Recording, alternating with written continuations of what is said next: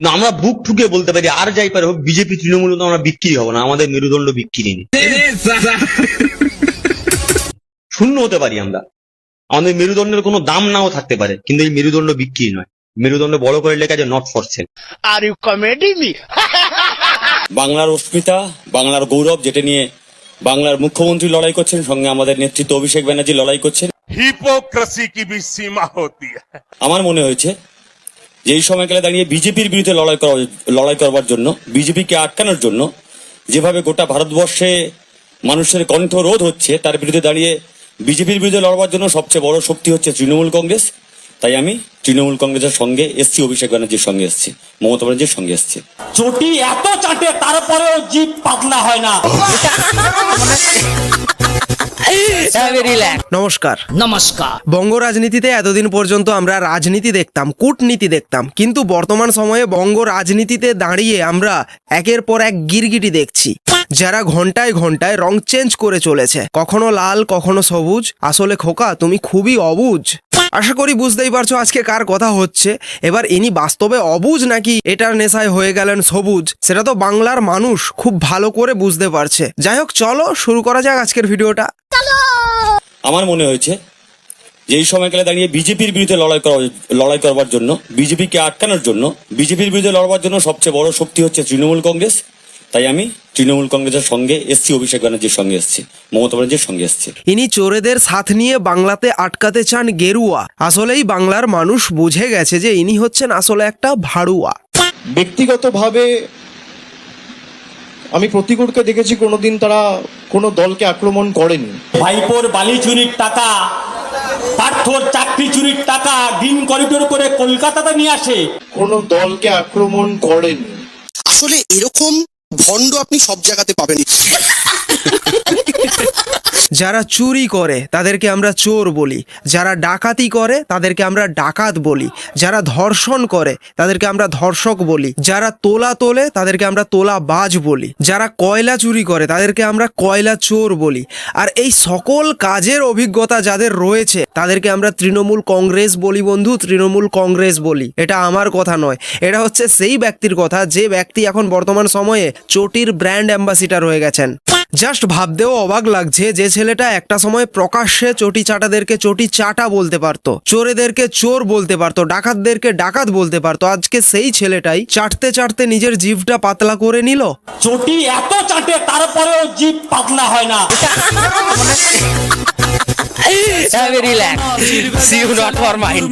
বিজেপিকে হটাতে গেলে আগে বাংলার মাটিতে তৃণমূলকে সরাতে হবে, তৃণমূল সরে গেলে বিজেপি এমনি হটে যাবে পশ্চিমবঙ্গের মাটিতে। দাঁড়িয়ে বিজেপির বিরুদ্ধে লড়বার জন্য সবচেয়ে বড় শক্তি হচ্ছে তৃণমূল কংগ্রেস। তাই আমি তৃণমূল কংগ্রেসের সঙ্গে এসছি, অভিষেক ব্যানার্জির সঙ্গে এসছি।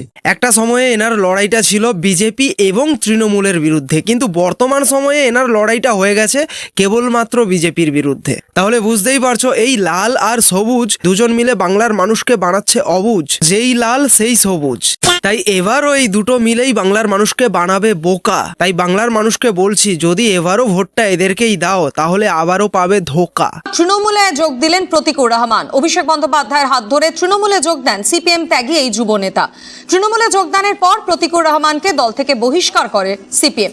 অনেকেই প্রশ্ন করছে যে প্রতীকুর রহমান এইভাবে হঠাৎ করে কেন সিপিএম ছেড়ে বিজেপিতে যোগদান করছে, তাও আবার ভোটের পূর্বে, তাও আবার ভাইপোর হাত ধরে। তো তাদের সেই প্রশ্নের উত্তরটা আমিই দিয়ে দিচ্ছি। প্রতীকুর রহমান ভাইপোর হাত ধরে টিএমসিতে যোগদান করেছে ভাইপোকে এই প্রশ্নটা করতে। ভাইপো তুমি গরু চুরি টাকা খেয়েছো, কোনো দাও টাকা ফেরত দাও। বলেছি যে আমরা যখন সিপিআইএম এ ছিলাম, আমরা তো প্রথমেই বলেছিলাম যে লক্ষ্মীর ভান্ডার, আমরা লক্ষ্মীর ভান্ডার চাই না, আমরা ভিক্ষা নয় অধিকার চাই। তো পরে তো দল বলল ভাই ভিক্ষা নয়, এটা কথাটা বলা ঠিক হবে না, এটা মানুষের মধ্যে রিয়াকশন আছে, আরো ভোট কমে যাচ্ছে। তো পরে গিয়ে আমরা বললাম ভাতা বাড়াতে হবে, আমরা টাকা বেশি করে দেবো। মানে পরোক্ষভাবে তো তৃণমূল কংগ্রেসের স্কিমের কথা বা তৃণমূল কংগ্রেসের প্রকল্পের কথা আমরা স্বীকার করে নিলাম, আমরা বেটার করবার কথা বলেছিলাম। আমার এই বাংলায় কিন্তু খুব সুন্দর একটা নিয়ম রয়েছে। যখনই হঠাৎ করে কোনো কিছুই নেই, হঠাৎ করে যখন দেখবে কোনো বিরোধী দলের নেতা কিংবা কোনো অভিনেতা কিংবা কোনো বিশিষ্ট ব্যক্তি, মানে যাদের সমাজে একটা পরিচিতি রয়েছে আর কি, সেরকম কোনো ব্যক্তি যখন হঠাৎ করে চটির বর্ণনা দিতে ব্যস্ত থাকবে, তখনই বুঝে নেবে যে খুব অল্প দিনের মধ্যেই তিনি চটির অ্যাম্বাসিডার হতে চলেছেন। আমার নীতি নৈতিকতা বিজেপিকে আটকাবো, ফ্যাসিস্ট শক্তিকে আটকাবো, সেই নীতি। এই যে বলছে না ডিল হয়েছে, হ্যাঁ ডিল হয়েছে। বিজেপিকে পশ্চিমবঙ্গের মাটিতে আটকাবো, বিজেপিকে ঢুকতে দেবো না, এইটাই ডিল হয়েছে আমার। আমাদের গর্বের বাংলা, যে বাংলার মাটিতে মাথা উঁচু করে আমরা স্বপ্ন দেখতাম, যে বাংলাকে নিয়ে আমরা গর্ব করতাম, যে বাংলাকে নিয়ে জীবনানন্দ দাশ কবিতা লিখেছিলেন, বাংলার মুখ আমি দেখিয়াছি তাই পৃথিবীর রূপ খুঁজিতে যাই না আর। আজকের আমাদের দুর্ভাগ্য, যদি 2011 সালের পরে জীবনানন্দ দাশ জন্মাতেন তাহলে তিনি অবশ্যই কবিতা লিখতেন, বাংলার চোর আমি দেখিয়াছি তাই পৃথিবীর চোর খুঁজিতে যাই না আর। গোটা পশ্চিমবঙ্গটা চোর, তোলাবাজি, ধর্ষক, লুটেরাতে পরিণত হয়েছে। আসলে এরকম ভণ্ড আপনি সব জায়গাতে পাবেন। আমরা বলছি কমরেড, বুকে ধক ধরুন আর দম রাখুন। কোর্টের রায়ে 26,000-এর চাকরি গেছে, আর 26-এ যদি বাংলার মানুষ রায় দেয় ম্যাডামের চাকরি চলে যাবে, সেই মুড বাংলার মাটিতে তৈরি হচ্ছে। আসলে তেমন কিছু নয়, তখন একটু মুখ দিয়ে ভুলবশত বেরিয়ে গেছিল যে ম্যাডামের চাকরি চলে যাবে 2026-এ। কিন্তু এখন সেই ম্যাডামের চাকরি বাঁচাতে এতখানি মরিয়া হয়ে উঠেছে যে ভোটের প্রচারে হয়তো ম্যাডামের চটিটুকু মাথায় নিয়েও প্রচার করতে পারে, কিংবা চেয়ারের নিচে চটি ধরে বসে থাকতেও পারে। জাস্ট ভাবতেও অবাক লাগছে যে মানুষ ঠিক বলা উচিত হবে কিনা জানা নেই, কারণ মানুষ তো আর লাল থেকে সবুজ হতে পারে না, গিরগিটি হতে পারে। যাই হোক, যে নিজে ডায়মন্ড হারবারে ভাইপোর অপোজিটে সিপিএম এর ক্যান্ডিডেট হয়ে দাঁড়িয়েছিল এবং ভোটে হারার পর যেভাবে অভিযোগ তুলেছিল যে ভাইপো যে এই 7 লাখ কিংবা 7.5 লক্ষ যে ভোটে জিতেছিল পুরোটাই ছাপ্পা করে, সেই সমস্ত অভিযোগ উড়িয়ে দিয়ে এখন ভাইপোর কাছে দাঁড়িয়ে রয়েছে। লোকে বলে গন্ডারের চামড়া মোটা, গন্ডারের চামড়া নাকি খুব মোটা। আমার কাকুদের জিভ আরো বেশি মোটা, চটি এত চাটে তারপরেও জিভ পাতলা হয় না। আমরা বলছি চটিটা কম চাটুন কাকু। তাহলে ভাই, বঙ্গ রাজনীতির এই ভেলকি দেখে তোমাদের কেমন লাগছে? আশা করি ভালো লাগছে। যদি ভালো লাগে, একটুও যদি ভালো লাগে, তাহলে কিন্তু আমার এই ভিডিওটাকে লাইক করতে ভুলবে না। আর এই যে বাংলার রাজনীতিতে গিরগিটির মতো রং বদল চলছে, এটা নিয়ে তোমাদের কি ওপিনিয়ন অবশ্যই কমেন্টের মধ্য দিয়ে জানাতে পারো। আর বাবা কাকাদের গল্প বলবেন না, আমাদের বাবা কাকারা শিখিয়েছে কিভাবে লড়াই করতে হয়। প্রতিদিন রাস্তায় থেকে চোখে চোখ রেখে লড়াই করতে হয়। তোমাদের বাবা কাকারা কি শিখিয়েছে? ঠাকুরদারা চাল চুরি করতে শিখিয়েছে, বাবা কাকারা চাকরি চুরি করতে শিখিয়েছে, তোমরা বালি চুরি করছো আর নাতিদেরকে কলেজের গেটে পাঠিয়ে তোলাবাজি করতে পাঠিয়েছো। আসলে ভাই কি জানো তো, একটা খুব সুন্দর প্রবাদ রয়েছে, দুর্নীতি, চুরি, ডাকাতি এগুলো ততক্ষণই খারাপ কাজ যতক্ষণ আমি নিজে সেই চুরি ডাকাতির ভাগ পাচ্ছি না। যখনই আমি ওটার ভাগ পেয়ে যাচ্ছি, ওই চুরি দুর্নীতির ভাগ যখনই আমি পেয়ে যাচ্ছি, তখন কিন্তু ওটার আমার কাছে খারাপ কাজ থাকছে না। ওটাকে ডিফেন্ড করার জন্যই আমি তখন প্রস্তুত থাকবো।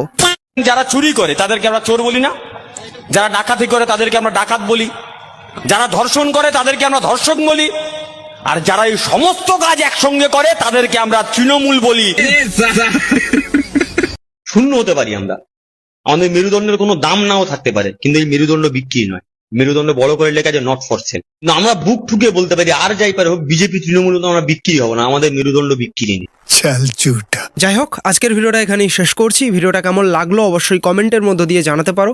ভিডিওটাকে অবশ্যই একটা লাইক করো, কমেন্টস করো, আর অবশ্যই একটা শেয়ারও করে দিও। সেই সঙ্গে ভিডিওটাকে অবশ্যই একটা হাইপও করে দিও। দেখা হচ্ছে নেক্সট ভিডিওতে। জয় হিন্দ।